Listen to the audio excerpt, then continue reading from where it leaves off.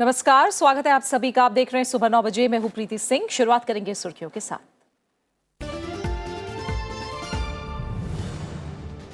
अमेरिकी राष्ट्रपति Donald Trump ने मध्य पूर्व शांति योजना का किया ऐलान। इजराइल फिलिस्तीन के बीच स्थायी शांति के लिए दिया 2 राष्ट्र समाधान। यरूशलेम को इजराइल की अविभाजित राजधानी बनाए रखने का दिया प्रस्ताव। इजराइल ने बताया ऐतिहासिक, फिलिस्तीन ने किया खारिज।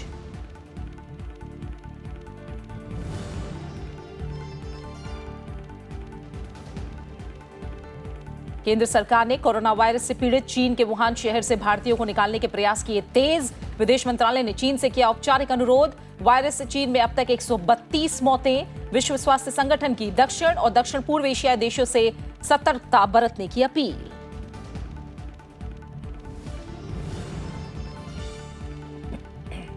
केंद्र सरकार का सभी मंत्रालयों और विभागों को समयबद्ध तरीके से खाली पदों को भरने के निर्देश। कार्मिक मंत्रालय ने कहा, खाली पदों को भरने के संबंध में सभी मंत्रालयों को हर महीने की 5 तारीख को देनी होगी रिपोर्ट।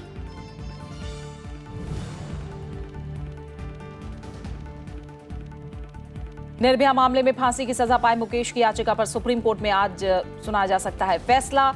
राष्ट्रपति की ओर से दया याचिका खारिज करने के फैसले को दी गई है चुनौती। अदालत ने मामले के 4 दोषियों को 1 फरवरी की सुबह 6 बजे फांसी देने का जारी किया है आदेश।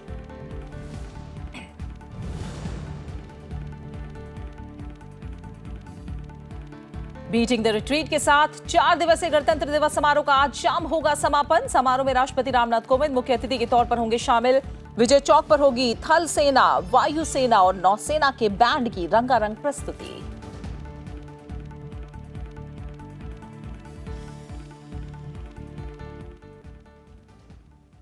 और बुलेटिन की शुरुआत करेंगे एक अहम अंतर्राष्ट्रीय खबर के साथ। अमेरिकी राष्ट्रपति डोनाल्ड ट्रंप ने मध्य पूर्व में शांति स्थापित करने के लिए अपनी योजना का ऐलान कर दिया है। व्हाइट हाउस में इजरायली प्रधानमंत्री बेंजामिन नेतन्याहू के साथ खड़े होकर शांति योजना की घोषणा करते हुए ट्रंप ने इसे ऐतिहासिक बताया है। साथ ही संकेत दिए हैं कि ये इस विवाद को खत्म करने को लेकर फिलिस्तीनियों के लिए आखिरी अवसर है। उन्होंने यरूशलेम को इजराइल की अविभाजित राजधानी बनाने का प्रस्ताव रखा। साथ ही कहा कि इस योजना के तहत पूर्वी यरूशलेम में फिलिस्तीनी राजधानी बनने की जगह मिलेगी, जहां पर अमेरिका गर्व के साथ अपना दूतावास खोलेगा। लेकिन अमेरिकी राष्ट्रपति ने भी स्पष्ट किया कि इस योजना के तहत इजराइल के कब्जे वाले वेस्ट बैंक के क्षेत्रफल में कटौती नहीं की जाएगी। उन्होंने कहा कि ये 2 देशों को लेकर एक ऐसा समाधान है जिसे अमल में लाया जा सकता है। उन्होंने कहा कि ये पहला मौका है जब इजराइल ने उस प्रस्तावित नक्शे को जारी किया है, जो कि ये बताता है कि इजराइल शांति के लिए किस तरह के क्षेत्रीय समझौते करने के लिए तैयार हुआ है। अमेरिकी राष्ट्रपति ने कहा कि इसके तहत किसी भी इजरायली या फिलिस्तीनी को उनके घरों से उजाड़ा नहीं जाएगा। A realistic 2-state solution that resolves the risk of Palestinian statehood to Israel's security. This is the first time Israel has authorized the release of a conceptual map illustrating the territorial compromises it's willing to make for the cause of peace, and they've gone a long way. This is an unprecedented and highly significant development. Under this vision, Jerusalem will remain Israel's undivided, very important, undivided capital. This map will more than double the Palestinian territory and provide a Palestinian capital in eastern Jerusalem, where America will proudly open an embassy.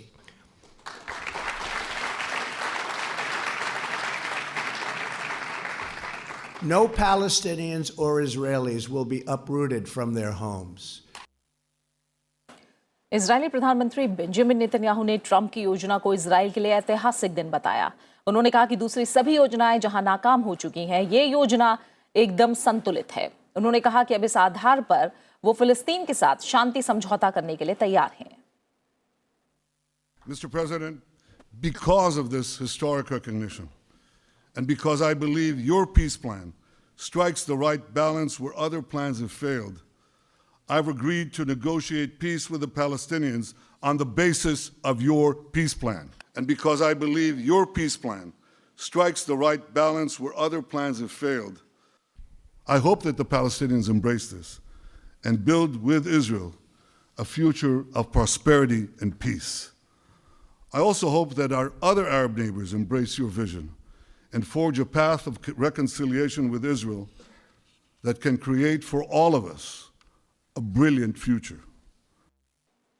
वहीं फिलिस्तीन के राष्ट्रपति महमूद अब्बास ने अमेरिकी राष्ट्रपति Donald Trump की ओर से जारी शांति योजना को खारिज करते हुए कहा है कि साजिश कभी सफल नहीं हो सकती।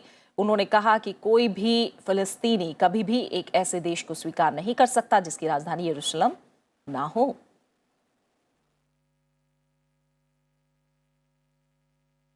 फिलहाल विदेश मामलों के संपादक अखिलेश सुमन हमारे साथ जुड़े हुए हैं। अखिलेश, अमेरिकी राष्ट्रपति डोनाल्ड ट्रंप ने जो इजरायल और फिलिस्तीन विवाद को सुलझाने का फॉर्मूला दिया है और संकेत दिए हैं कि इस विवाद को खत्म करने को लेकर ये फिलिस्तीनियों के लिए आखिरी अवसर है। फिलहाल राह कैसी देख रहे हैं इस फॉर्मूले की इम्प्लीमेंटेशन को लेकर, कैसी राह रह सकती है आगे? देखिए प्रीति, ये बहुत ही अहम कदम है। ये यह नहीं कह सकते कि अंतिम कदम है, क्योंकि ये बिल्कुल अमेरिका की मर्जी पर निर्भर नहीं करेगा कि फिलिस्तीन और इजराइल एक दूसरे की बात भी मान लेंगे। लेकिन निश्चित तौर पे अभी तक जिस बात से सभी देश भागते थे, अमेरिका भी भागता रहा है अभी तक कि किस तरीके से फॉर्मूला निकाला जाए इजराइल और फिलिस्तीन के बीच के मामले में। वैसे में अमेरिकी राष्ट्रपति डोनाल्ड ट्रंप ने एक फॉर्मूला दिया है, उन्होंने मैप भी जारी किया है और काफी बड़ा लंबा चौड़ा एक डॉक्यूमेंट है जिसमें कि फिलिस्तीन के हर इलाके को फिलिस्तीन के दूसरे इलाके से कैसे जोड़ा जाएगा, इजराइल के हर इलाके को इजराइल के दूसरे इलाके से कैसे जोड़ा जाएगा, क्योंकि बहुत ही क्लिष्ट है इजराइल और फिलिस्तीन की संरचना। कई बार आपको लगा कि इजराइल के अंदर फिलिस्तीन है, फिर कई बार लगा कि फिलिस्तीनी टेरिटरी के अंदर इजराइल है, तो काफी क्लिष्ट संरचना होने की वजह से काफी लंबा चौड़ा मैप, फॉर्मूला, हर इलाके के बारे में जानकारी है उस पूरे समझौते में। और निश्चित तौर पे जो उन्होंने एक बात कही है कि पूर्वी जेरूसलम को इजराइल फिलिस्तीन की राजधानी दी जाएगी, तो निश्चित तौर पे एक आगे बढ़ा हुआ कदम है। और उन्होंने कहा है कि अमेरिका भी अपनी राजधानी वहां स्थापित करेगा, तो एक तरीके के गुडविल है। लेकिन अभी नहीं कह सकते कि फिलिस्तीन भी पूरी तरह मान लेगा, जैसा कि आपने सुना कि डोनाल्ड ट्रंप ने कहा कि फिलिस्तीन को अभी जो इलाका है उससे 50% ज्यादा, मतलब तकरीबन 1.5 गुना मिल जाएगा। लेकिन फिलिस्तीनियों का कहना है कि मात्र 15% इलाका जो ओरिजिनल फिलिस्तीन है वो मिलेगा हमको। तो अभी इस पे बातचीत चलेगी। निश्चित तौर पे एक डॉक्यूमेंट सामने पेश किया गया है, उस पर चर्चाएं चलेगी और यह मुझे लगता है कि आगे आने वाले किसी भविष्य के समझौते के लिए एक डॉक्यूमेंट और एक आधार के रूप में काम करेगा। इस पे बार्गेनिंग होनी है अभी दोनों पार्टियों की तरफ। बिल्कुल, बहुत बहुत शुक्रिया आपका अखिलेश सुमन हमारे साथ जुड़ने के लिए। फिलहाल इस फैसले को लेकर, इस फॉर्मूले को लेकर विस्तार से हम तक जानकारी पहुंचाने के लिए अब खबरों में आगे बढ़ते हैं। चीन में घातक कोरोना वायरस से मरने वालों की संख्या बढ़कर 132 हो गई है। चीन में करीब 6000 से अधिक लोग इससे प्रभावित हैं। चीन के राष्ट्रपति शी जिनपिंग ने कहा है कि देश खतरनाक कोरोना वायरस से लड़ रहा है और इस बीमारी पर लगाम कसने के लिए सरकार पूरी तरह पारदर्शिता बरतेगी।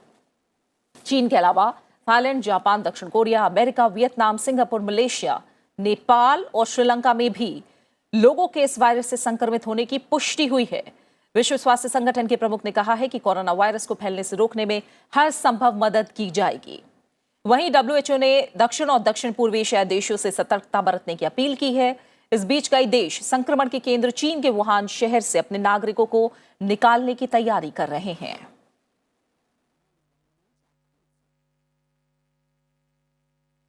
इस बीच चीन में फंसे भारतीय नागरिकों को निकालने के लिए भारत सरकार ने कोशिशें तेज कर दी हैं। विदेश मंत्रालय ने कहा है कि चीन में मौजूद भारतीयों को जल्द से जल्द भारत लाया जाएगा। इसकी प्रक्रिया भी शुरू हो गई है। विदेश मंत्रालय ने इसके लिए चीन सरकार से औपचारिक अनुरोध किया है। चीन के वुहान से भारतीयों को निकालने के लिए बीजिंग में भारतीय दूतावास की टीम चीन की सरकार के साथ संपर्क में है। हमारे राजदूतावास जो हैं चीन के सरकार के साथ उनका संपर्क है, तो हम लोग अभी प्रयास कर रहे हैं कि इवैक्यूएशन का जो है प्लेन भेज के हमारे स्टूडेंट, ज़्यादातर स्टूडेंट है उस शहर में, वुहान शहर में, तो उनको वापस कैसे लाया जाए। तो ये प्रयास जारी है, इसमें कुछ दिन लगेंगे, पर आप पूरा भरोसा करिए कि भारत सरकार इस पे लगी है और ज़रूर कुछ दिनों में कुछ आप लोगों को सूचना मिलेगी। जो बच्चे जो हैं वो अभी तक सब बिल्कुल ठीक है। अभी तक हमें ऐसी कोई खबर नहीं आई कि कोई बच्चा वो कोरोना वायरस से बीमार है। रोज़ हमारे एम्बेसी जो है उनके साथ फ़ोन पे भी कांटेक्ट रखते हैं, इंटरनेट पे भी कांटेक्ट रखते हैं। भारत में अब तक कोरोना वायरस का एक भी मामला सामने नहीं आया है, लेकिन इसे लेकर सरकार पूरे एहतियात बरत रही है। कोरोना वायरस को लेकर केंद्रीय स्वास्थ्य मंत्री हर्षवर्धन ने कल उच्च स्तरीय बैठक भी की। स्वास्थ्य मंत्री डॉक्टर हर्षवर्धन ने कहा कि कोरोना वायरस को लेकर परेशान होने की जरूरत नहीं है। उन्होंने कहा कि इसे लेकर सरकार ने एहतियाती कदम उठाए हैं। देश में सभी अस्पतालों में अलग से वार्ड बनाने के निर्देश दिए गए हैं। साथ ही 7 हवाई अड्डों पर थर्मल स्क्रीनिंग को शुरू किया गया है, जिसे 20 हवाई अड्डों पर बढ़ाया जाएगा। उन्होंने कहा कि केंद्रीय स्वास्थ्य मंत्रालय की ओर से डॉक्टरों की टीम को कई राज्यों में भेजा गया है। नेपाल से लगी सीमा पर भी स्क्रीनिंग की जा रही है। डॉक्टर हर्षवर्धन ने कहा कि 35,000 से ज्यादा लोगों की स्क्रीनिंग की गई है। आने वाले समय में देश के 10 स्थानों में कोरोना वायरस की जांच की व्यवस्था होगी। केंद्रीय स्वास्थ्य मंत्रालय ने कोरोना वायरस के बारे में जानकारी के लिए एक विशेष हेल्पलाइन सेवा शुरू की है और ये जो हेल्पलाइन नंबर है वो है 011-239-78046। लोगों से भी कोरोना वायरस को लेकर सावधानियां बरतने की सलाह दी गई है। वहीं कैबिनेट सचिव राजीव गौबा ने कोरोना वायरस से उत्पन्न स्थिति की हर रोज वो खुद समीक्षा कर रहे हैं। कल हुई बैठक में केंद्रीय स्वास्थ्य सचिव के साथ नागर विमानन मंत्रालय, जहाजरानी मंत्रालय, रक्षा मंत्रालय, सूचना और प्रसारण मंत्रालय के सचिव ने हिस्सा लिया। देश में NIV पुणे के बाद 4 और स्थानों पर वायरस के टेस्टिंग के लिए फैसिलिटीज़ क्रिएट कर दी गई हैं 4 लैब्स में, और आने वाले कुछ ही दिनों में ये 10 स्थानों पर वायरस को टेस्ट करने की फैसिलिटीज़ होंगी। सभी ऐसे संबंधित शहरों में हॉस्पिटल्स में आइसोलेशन के लिए अच्छे क्वालिटी के ज़रूरत पड़ने पर ट्रीटमेंट के लिए, उनको सर्वेलेंस में रखने के लिए स्पेशल बेड्स क्रिएट कर दिए गए हैं। मेडागास्कर में आए तूफान ने भारी तबाही मचाई है। भारतीय नौसेना ने चक्रवात की चपेट में आने के बाद बचाव प्रयासों में मदद करने के लिए INS अरिहंत को मेडागास्कर की ओर मोड़ दिया है। विदेश मंत्रालय ने ट्वीट करके इसकी जानकारी दी है। INS अरिहंत अपने साथ आपातकालीन आपूर्ति दवाओं को लेकर रवाना हुआ है, जो गुरुवार को मेडागास्कर पहुंचेगा। रक्षा मंत्री राजनाथ सिंह ने ट्वीट करके मेडागास्कर को हर मुमकिन मदद का भरोसा भी दिलाया है। तूफान ने बीते शुक्रवार को मेडागास्कर के तट पर दस्तक दी थी। भीषण तूफान की चपेट में आने से 29 लोगों की मौत हो गई। वहीं तूफान की वजह से करीब 92,000 लोग प्रभावित हुए हैं। मेडागास्कर के राष्ट्रपति ने तूफान से निपटने के लिए विश्व समुदाय से मदद की अपील की थी।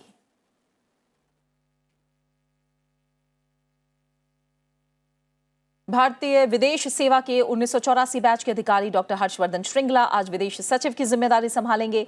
अमेरिका में भारतीय राजदूत से विदेश सचिव बनाए गए श्रृंगला एक कुशल राजनयिक हैं और बीते 35 साल के करियर में अनेक जिम्मेदारियां भी संभाल चुके हैं। श्रृंगला अपने बैच के टॉपर हैं और वर्तमान समय में अमेरिका में भारत के राजदूत हैं। केंद्र सरकार ने सभी विभागों से खाली पड़े मौजूदा सभी रिक्तियों को समयबद्ध तरीके से भरने के लिए कहा है। कार्मिक मंत्रालय ने इस बात की जानकारी दी है। पिछले महीने प्रधानमंत्री नरेंद्र मोदी ने निवेश और विकास दर बढ़ाने को लेकर बनी मंत्रिमंडलीय समिति की बैठक की अध्यक्षता की थी। बैठक में फैसला लिया गया कि केंद्र की नौकरियों में खाली पड़े जल्द से जल्द भरे जाने चाहिए जो पद खाली पड़े हैं। वही कैबिनेट कमेटी के निर्देश के बाद DOPT ने सभी मंत्रालयों और विभागों को इससे अवगत करा दिया है। केंद्र सरकार के अलग अलग विभागों में कुल 6,83,000 पद खाली हैं। केंद्र सरकार ने खाली पड़े सभी पदों पर चरणबद्ध तरीके से बहाली की बात कही है। कार्मिक मंत्रालय ने मासिक आधार पर मौजूदा रिक्तियों को भरने के लिए की जा रही कार्रवाई को लेकर एक रिपोर्ट भी मांगी है। इस तरह की पहली रिपोर्ट 5 फरवरी तक पहुंच जानी चाहिए।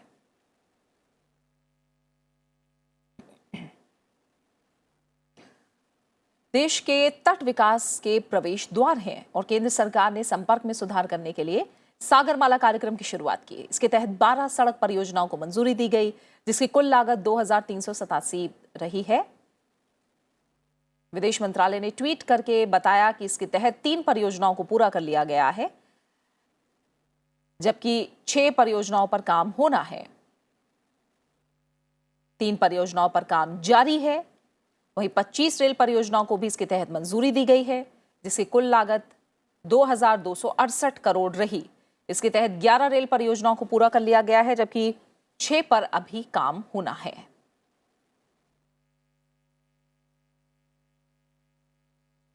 निर्भया मामले में फांसी की सजा पाए मुकेश की याचिका पर सुप्रीम कोर्ट में आज फैसला सुना सकता है। मुकेश ने राष्ट्रपति की ओर से दया याचिका खारिज करने के फैसले को सुप्रीम कोर्ट में चुनौती दी है।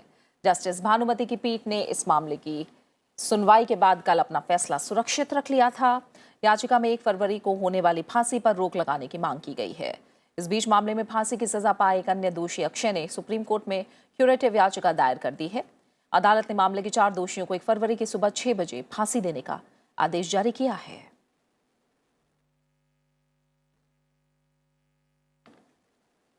महाराष्ट्र के नासिक में भीषण हादसे में 20 लोगों की मौत हो गई है। एक बस और ऑटो रिक्शा में टक्कर हुई और दोनों ही गाड़ियां सड़क के पास बने गहरे कुएं में गिर गईं। घटना को लेकर मुख्यमंत्री उद्धव ठाकरे ने दुख जताया है और पीड़ितों को हर मदद का आश्वासन दिया है। राज्य सरकार ने मृतकों के परिजनों के लिए 10-10 लाख रुपए मुआवजे का ऐलान भी किया है।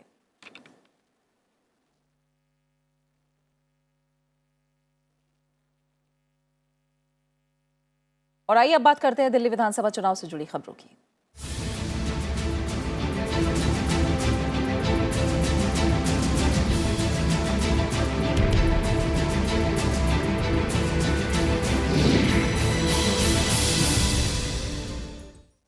दिल्ली विधानसभा चुनाव के लिए प्रचार तेज हो गया है। सभी दलों के दिग्गज प्रचार में पूरी ताकत झोंक रहे हैं। रक्षा मंत्री राजनाथ सिंह ने कल दिल्ली के विश्वास नगर में एक चुनावी रैली को संबोधित करते हुए कहा कि बीजेपी ने अपने घोषणा पत्र में जनता से जो भी वादा किया वो पूरा किया। उन्होंने दिल्ली की आम आदमी पार्टी की सरकार की कार्यशैली पर सवाल खड़े किए और कहा कि केजरीवाल सरकार ने काम के नाम पर सिर्फ सत्ता का स्वाद चखा है।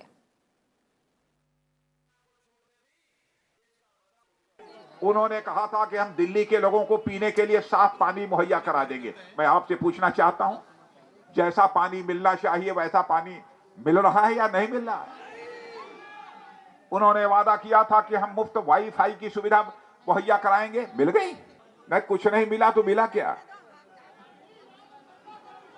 अगर कुछ नहीं मिला तो इस बार उनकी छुट्टी कर दीजिए। मैं आपको यकीन दिलाता हूं भारतीय जनता पार्टी का कार्यकर्ता होने के नाते कि जो हम कहेंगे उसे हम करके दिखाएंगे। हम भारत की राजनीति में विश्वास के संकट को चुनौती के रूप में हमने स्वीकार किया है। इस पर विजय प्राप्त करके ही हम दम लेंगे। यह हमारी पार्टी का यह संकल्प है। वहीं आम आदमी पार्टी ने भी दिल्ली में चुनाव प्रचार तेज कर दिया है। दिल्ली के मुख्यमंत्री अरविंद केजरीवाल ने करावल नगर में रोड शो किया और कहा कि दिल्ली सरकार ने 5 साल दिल्ली के हितों में काम किया, लेकिन अभी भी बहुत कुछ काम किया जाना बाकी है। महिलाओं की सुरक्षा के लिए हमने प्लान करा है। एक तो सीसीटीवी कैमरे लगवा रहे हैं पूरी दिल्ली में, दूसरा स्ट्रीट लाइट्स लगवा रहे हैं जहां जहां अंधेरे हैं। बसों में मार्शल्स की नियुक्ति करा दी।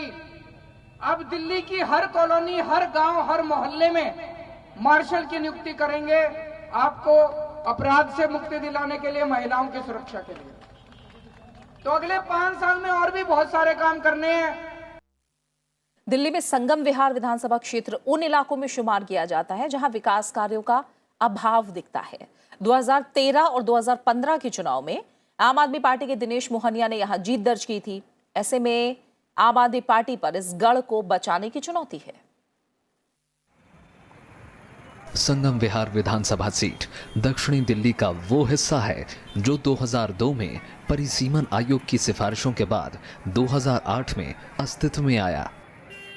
2008 में हुए चुनाव में यहां बीजेपी को जीत मिली थी, लेकिन इसके बाद यहां आम आदमी पार्टी का कब्जा रहा। यहां से दिनेश मोहनिया विधायक हैं और एक बार फिर आम आदमी पार्टी के टिकट पर चुनावी मैदान में हैं। ये सीट उन इलाकों में शुमार है जहां विकास कार्यों का अभाव साफ तौर पर देखा जा सकता है। खासकर पीने के पानी की सप्लाई चुनाव का मुद्दा बना हुआ है। हमारा रोड मैप ये है कि एक तो जो पिछले 5 साल में हमने काम किया है उसको लेके जनता के बीच जा रहे हैं कि देखिए जी ये काम संगम विहार में हुआ, जो दिल्ली के लेवल पे हुआ वो भी ठीक है, लेकिन संगम विहार में भी बहुत काम हुआ है। तो संगम विहार के जो लोकल लेवल पे काम है उसको भी लेके जनता के बीच में जा रहे हैं और ये कह रहे हैं कि जी अभी सारा काम नहीं हुआ है, सारा कुछ नहीं हो पाया, क्योंकि संगम विहार जैसी अनडेवलप्ड कॉलोनी में जहाँ कुछ भी नहीं था वहाँ काफ़ी काम करने के बाद भी काफ़ी काम करना और बाकी है। तो फिर आगे चलते हैं और जितना टाइम आप हमें देते हैं तो फिर हम और काम करेंगे, ये कह के जा रहे हैं। दिल्ली में बीजेपी, जनता दल यूनाइटेड और लोक जनशक्ति पार्टी के साथ मिलकर चुनाव लड़ रही है, जिसमें संगम विहार सीट जेडीयू को दी गई है।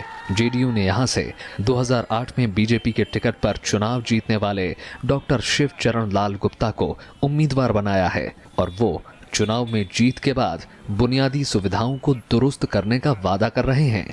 सबसे पहले तो इस क्षेत्र में रोड और नालियों का कार्य ऐसे किया जाएगा कि बिल्कुल साफ सुथरी रोड्स होंगी, नंबर 1।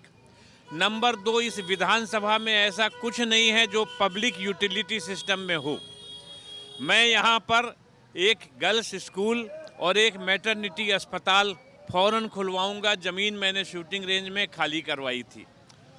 हालांकि उस पे कब्जे शुरू हो गए हैं, लेकिन उन कब्जों को हटा के वहाँ पर एक अस्पताल और ये बनेगा। वहीं संगम विहार सीट पर जीत को तरस रही कांग्रेस ने कीर्ति आजाद की पत्नी पूनम आजाद को चुनावी मैदान में उतारा है और वो शीला दीक्षित की तर्ज पर विकास का दावा कर रही हैं। सबसे पहले तो सड़क, फिर नाली, फिर जल और शिक्षा। ये यहाँ 12वीं की स्कूल भी नहीं है। ये हमारे पास अनुभव की कमी नहीं। हमें मालूम है हम यहाँ के वर्तमान विधायक और पूर्व विधायक की तरह नहीं है जो वोट लेके चले जाएंगे। हमारे पास अनुभव है काम करने की, इतना बड़ा एक्सपीरियंस है। 1,64,019 मतदाताओं वाले संगम विहार में जगह जगह कूड़े का अंबार लगा है। सड़कों की हालत खस्ता है और खराब सीवर व्यवस्था की वजह से लोगों को खासी परेशानी का सामना करना पड़ता है। खराब परिवहन व्यवस्था, टूटी हुई सड़कें और उन सड़कों पर बहता नाले का पानी है संगम विहार विधानसभा क्षेत्र के विकास की बस इतनी सी कहानी है। आम आदमी पार्टी के वर्तमान विधायक और दिल्ली जल बोर्ड के वाइस चेयरमैन दिनेश मोहनिया यहां से तीसरी बार मैदान में है, लेकिन यहां की जनता आज भी पीने के पानी के लिए दर दर भटकती नजर आती है। ऐसे में कौन सी पार्टी आने वाले वक्त में यहाँ विकास की गंगा बहाएगी, ये तो जनता आने वाली 8 फरवरी को ही बताएगी। कैमरामैन संतोष के साथ भरत सिंह दिवाकर, राज्यसभा टीवी, दिल्ली।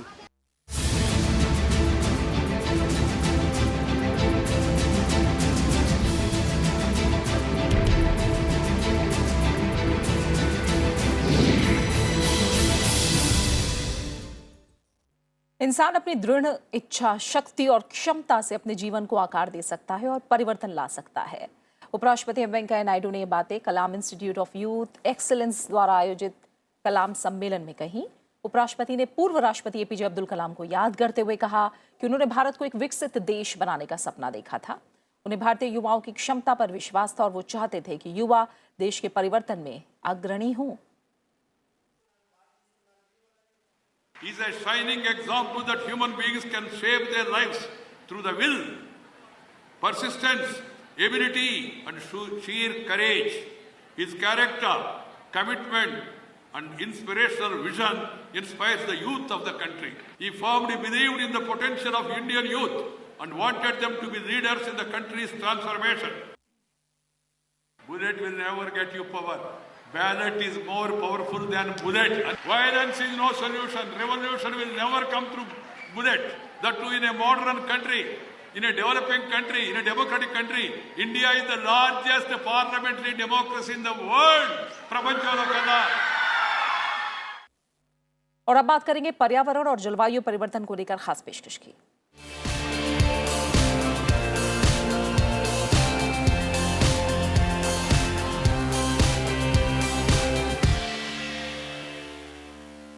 पंजाब और राजस्थान के सीमाई इलाकों में किसान टिड्डियों से परेशान हैं।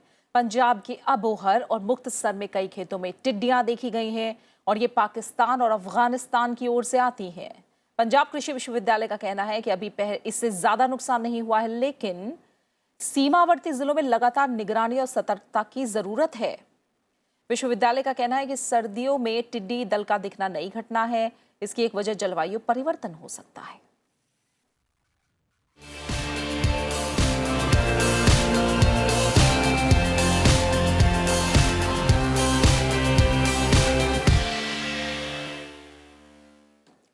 दिल्ली के विजय चौक पर आज शाम बीटिंग द रिट्रीट समारोह का आयोजन होगा। आज आयोजित होने वाला बीटिंग द रिट्रीट समारोह भारतीय धुनों से सराबोर होगा। बीटिंग द रिट्रीट हर साल 29 जनवरी को विजय चौक में 4 दिवसीय गणतंत्र दिवस समारोह के समापन का प्रतीक है। ऐतिहासिक विजय चौक पर प्रस्तुतियों में सेना, नौसेना, वायुसेना और राज्य पुलिस और केंद्रीय सशस्त्र पुलिस बल के बैंड मनोरम संगीत के साथ दर्शकों को उत्साहित करेंगे। बीटिंग द रिट्रीट समारोह के मुख्य अतिथि राष्ट्रपति होते हैं। इस आयोजन का समापन लोकप्रिय धुन सारे जहां से अच्छा के साथ होगा।